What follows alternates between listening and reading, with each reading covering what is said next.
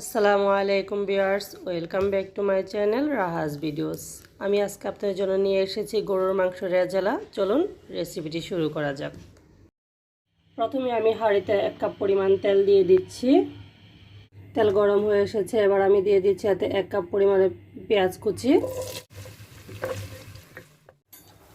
Viewers, আমার পেঁয়াজটা বাদামি হয়ে এসেছে। এবার আমি দিয়ে দিব 3 টেবিল চামচ পরিমাণ আদা বাটা, দিয়ে দিব 3 টেবিল চামচ পরিমাণ রসুন বাটা।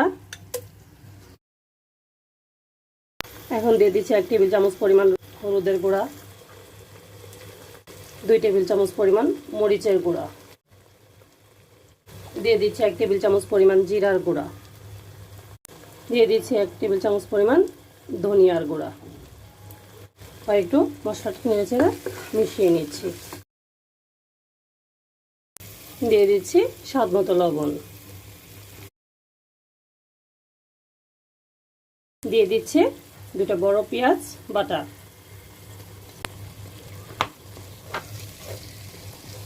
দিয়ে দিচ্ছি 1 চামচ পরিমাণ এলাচ বাটা।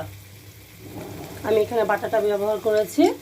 বাটা মশলার আসলে স্বাদটা অনেক ভালো আসে, মশলাটা ঘ্রাণটা। এবার একটু অল্প পানি দিয়ে দিব।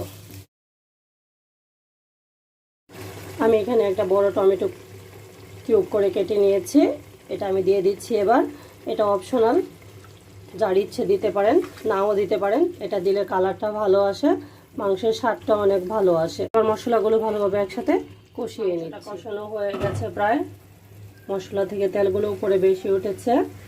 দেখুন ভিউয়ার্স, আমি এবার মাংসগুলো দিয়ে দিব।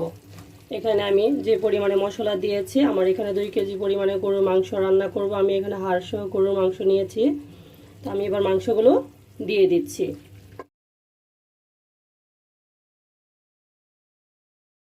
মাংসগুলো দিয়ে দিয়েছি। এবার আমি দিয়ে দিচ্ছি 2টা তেজপাতা, দিয়ে দিচ্ছি দারুচিনি। এবার আমি মাংসটা মশলার সাথে ভালোভাবে নেড়েচেড়ে মিশিয়ে দিচ্ছি।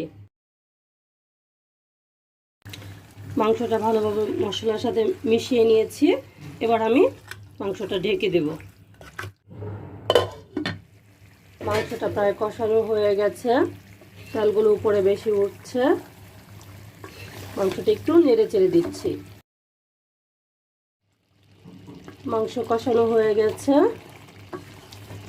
দেখুন মাংস থেকে তেলগুলো উপরে বেশি উঠেছে। এবার আমি এতে গরম পানি দিয়ে দিব। আমি এখানে 2 কাপ পরিমাণ পানি ব্যবহার করছি।